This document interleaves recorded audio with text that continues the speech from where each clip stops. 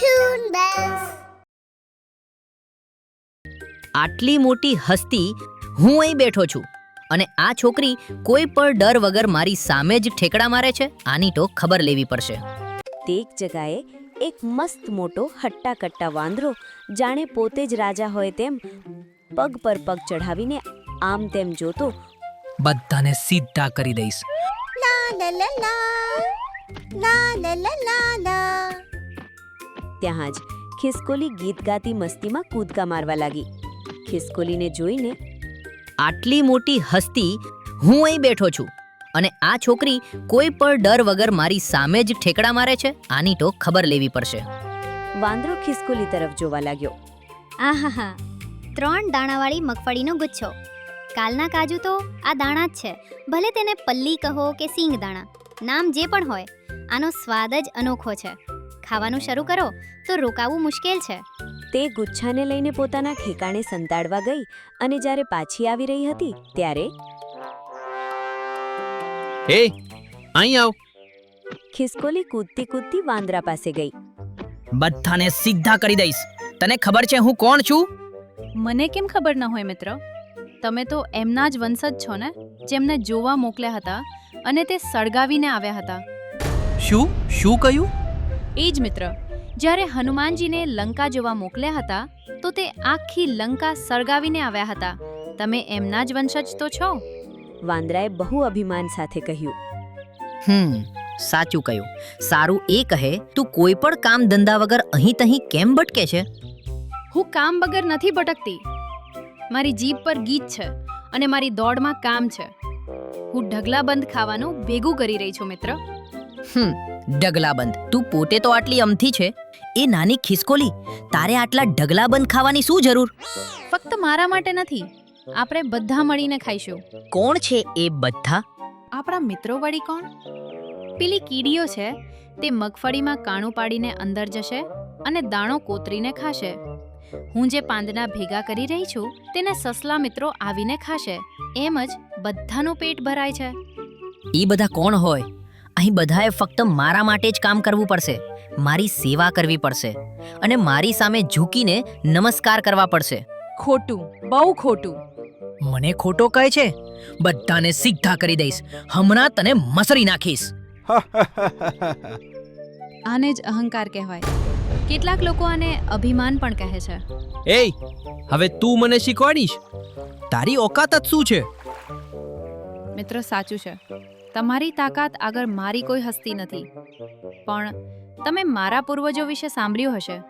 જ્યારે લંકા જવા માટે સમુદ્ર પર રામ સેતુ બની રહ્યો હતો ત્યારે પ્રભુ શ્રી રામે ખુશ થઈને મને ઉપાડી હતી અને પોતાની આંગળીઓ મારી પીઠ પર ફેરવી હતી. આ જે લીટા છે એ એમના જ હાથના નિશાન છે. તો શું હવે પૂર્વજોનું નામ લઈને તારો વટ જમાવીશ? વોટ જમાવવો નથી મિત્ર. સેવામાં વિશ્વાસ રાખતા અને બીજાના કામ આવતા શીખો. એ બંધ કર તારી આ ફાલતુ વાતો. અહીં ફક્ત મારું જ ચાલશે. હું જે કહું એ જ સાંભળવું પડશે. મારી સામે કોઈ ઊભું ના રહી શકે. સિંહ હોય તો પણ તેની પૂંછડી આમળીને તેને નચાવવાની તાકાત રાખું છું હું. હવે મારી વાતો તમને નહીં સમજાય.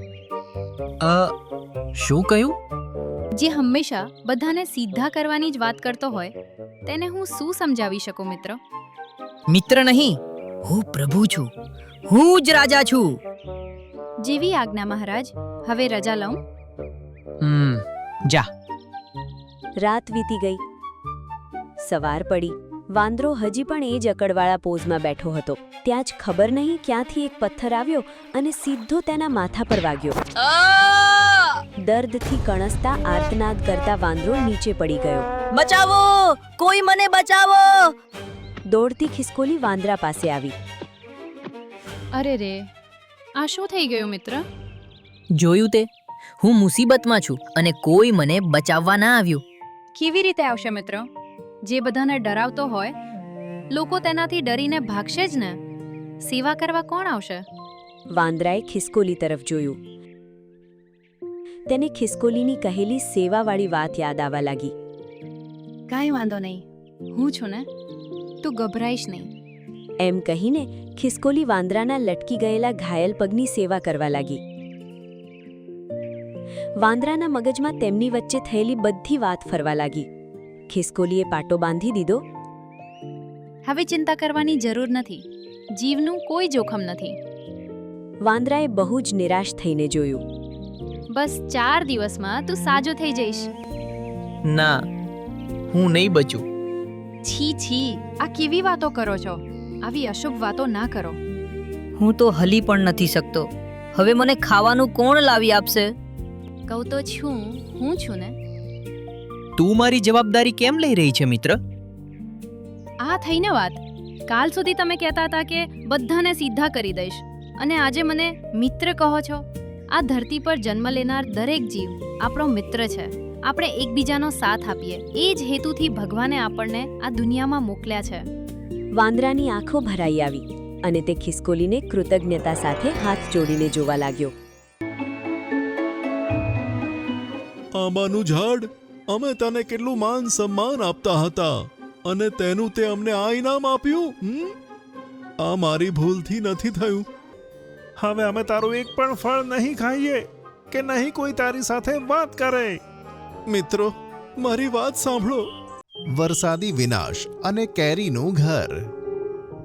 એક જંગલમાં બધા પક્ષી અને જાનવરો ખૂબ જ પ્રેમથી માન સન્માન સાથે રહેતા. જંગલ ખૂબ સુંદર હતું. આ જંગલમાં એક આંબો હતો જેમાં ઘણી બધી મીઠી કેરીઓ લાગતી હતી. આ કેરીઓનો સ્વાદ બધા જાનવરોને ખૂબ ગમતો, જેના કારણે આ આંબાનું ઝાડ આખા જંગલમાં પ્રસિદ્ધ હતું. અને ગોલ્ડીબાજ આ આંબાની ઈર્ષ્યા કરતો હતો. બધા ઝાડ મારા જંગલમાં છે, પહેલા બધા જાનવરો મારા જંગલમાં આવતા અને દરેક ફળના બદલામાં કંઈક ને કંઈક આપતા હતા. પણ આ આંબો બધાને ફ્રીમાં કેરીઓ આપે છે. આના કારણે મારો ધંધો ચોપટ થઈ ગયો છે. એક સાંજે ખૂબ જ તોફાન આવ્યું. એ વખતે સોનું કબૂતર ઝાડ પાસેથી પસાર થતો હતો. તોફાન આવતું જોઈને ઝાડ નીચે બેસી ગયો. એ સમયે ગોલ્ડીબાજ પણ ત્યાં જ છુપાયેલો બેઠો હતો. હવે આવશે મજા. તેણે એક પથ્થર ઉઠાવ્યો અને ઝાડની ડાળી પર મૂક્યો. તેનાથી ઝાડની ડાળી તૂટી અને સોનું કબૂતર પર પડી. અને સોનું કબૂતર ત્યાં જ મરી ગયું. તોફાન શાંત થયું પછી બધા પક્ષી અને જાનવરો ત્યાં ભેગા થયા. આંબાનું ઝાડ, અમે તને કેટલું માન સન્માન આપતા હતા અને તેનું તે અમને આ ઇનામ આપ્યું. આ મારી ભૂલથી નથી થયું. તોફાન ઘણું હતું અને તને ડાળી સંભાળવી જોઈતી હતી. તારા કારણે અમારું સોનું કબૂતર મરી ગયું. હવે અમે તારું એક પણ ફળ નહીં ખાઈએ કે નહીં કોઈ તારી સાથે વાત કરે. મિત્રો, મારી વાત સાંભળો. બધા ત્યાંથી જતા રહ્યા. પછી આંબાનું ઝાડ બિચારું એકદમ એકલું થઈ ગયું અને દિવસ રાત રડીને પસાર કરવા લાગ્યું. આ જંગલમાં મીનુ ચકલી પણ હતી. તેની સાથે 3 બચ્ચા પણ હતા. બાળકો, તમે ક્યાંય ના જતા. હું તમારા માટે ખાવાનું શોધવા જાઉં છું. મને પાછા આવતા આવતા સાંજ પડી જશે. મમ્મી, બધા પક્ષીઓ ફક્ત એક જ કલાકમાં ફળ લઈને આવે છે, પણ તમને અમારી માટે ફળ લાવવામાં આટલો સમય કેમ લાગે છે? બાળકો, આપણા જંગલમાં કેરીના સિવાય બીજું કોઈ ઝાડ નથી અને તેમાંથી આપણે કેરી ના લઈ શકીએ. જંગલના બીજા પક્ષીઓ અને પ્રાણીઓ ગોલ્ડીબાજના બાગમાંથી ખરીદીને લાવે છે, પણ મારી જોડે તો તેને આપવા માટે કંઈ નથી. તેથી હું બીજા જંગલમાંથી તમારા બધા માટે ફળો લાવું છું. તેથી મને વધારે સમય લાગે છે. ઠીક છે મમ્મી, જલ્દી આવજો. મીનુ ચકલીને ગયે ઘણો સમય થયો હતો. તેના બચ્ચા પણ તેની રાહ જોતા હતા. પણ તે આવે તે પહેલા જ મોસમ બદલાયો અને વરસાદ શરૂ થયો. અરે, આ શું થયું? મમ્મી તો હજુ આવ્યા પણ નથી. હે ભગવાન, અમારા મમ્મીની રક્ષા કરજો. એવામાં ત્યાં ગોલ્ડીબાજ આવ્યો. મીનુ ચકલી, ક્યાં છે આ મીનુ ચકલી? તેને જોઈ બધા બચ્ચા ડરી ગયા અને આસપાસના પક્ષી ત્યાં ભેગા થયા. શું થયું ગોલ્ડીબાજ? કેમ બચ્ચાઓ પર ભડકી રહ્યો છે? એવામાં મીનુ ચકલી આવી ગઈ તેની ચાંચમાં એક સફરજન લટકતું હતું. લો મારા બાળકો, હું આવી ગઈ. ત્યાં તેણે બીજા પક્ષીઓને પણ જોયા. ગોલ્ડીબાજ, તું અહીંયા શું કરે છે? અને તમે બધા લોકો આવી રીતે મારા ઘરે કેમ આવ્યા છો? જોયું તમે બધાએ? આની ચોરી પકડાઈ ગઈ તો કેવી માસૂમ બને છે. આ દરરોજ મારા બાગમાંથી ફળ ચોરીને લાવે છે અને તેના બચ્ચાઓને ખવડાવે છે. અરે, મેં આવું કંઈ નથી કર્યું. હું તો ખૂબ મહેનત કરીને બીજા જંગલમાંથી મારા બાળકો માટે ફળ લાવું છું. મીનુ, આ વાત સારી નથી. તું ગોલ્ડીબાજના જંગલોમાંથી ફળ ચોરી તારા બચ્ચાને ખવડાવે છે? હા, એની પાસે મને આપવા માટે કશું નથી એટલે આવું કરી રહી છે. અને પાછી એમ કહે છે કે દૂર જંગલોમાંથી ફળ લાવે છે. ઘણી લાંબી ચર્ચા થઈ પણ મીનુ પોતાને સાચી સાબિત ન કરી શકી. મીનુ, આ વાત આપણા જંગલ માટે બિલકુલ સારી નથી. તારે અત્યારે જ ગોલ્ડીબાજના ફળોની કિંમત ચૂકવવી પડશે. હવે હું તને શું આપી શકું છું? મારા જોડે આપવા માટે કાંઈ નથી. તારી પાસે કશું નથી તો શું થયું? આ ઘર તો છે.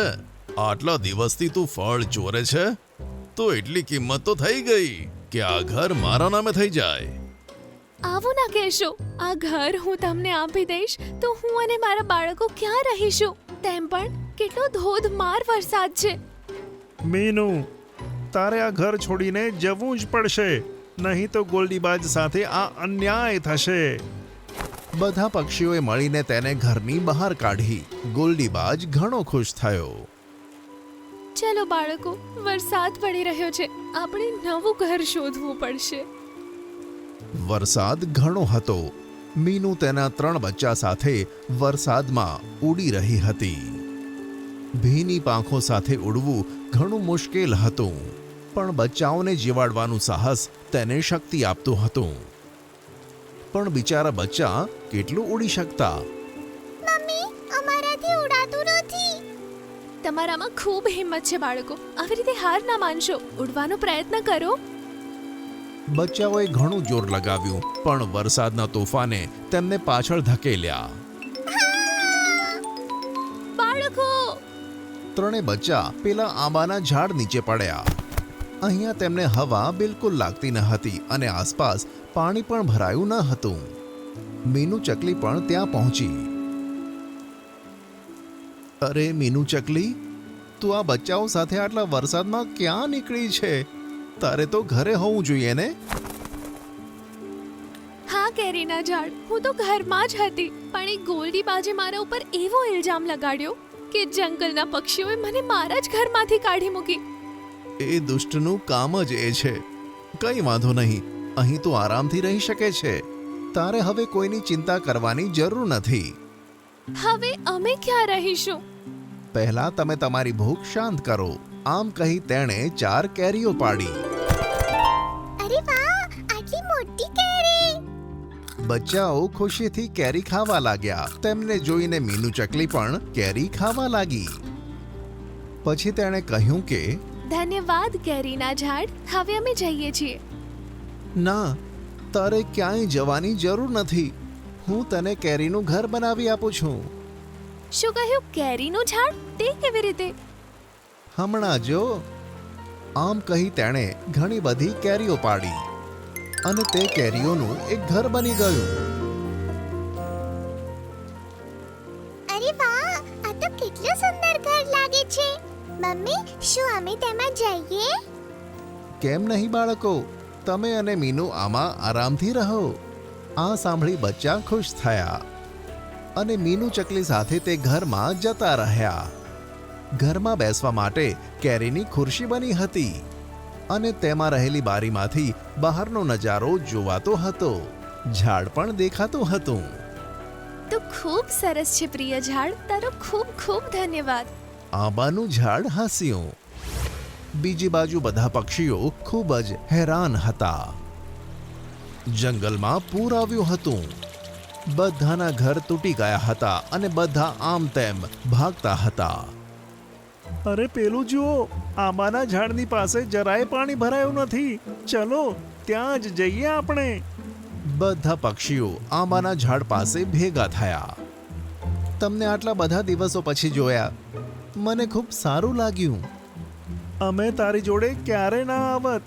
વરસાદમાં અમારા ઘર નષ્ટ થઈ ગયા છે અને અમને તો સમજાતું જ નથી કે તારી આજુબાજુ તો પાણી ભરાયું જ નથી.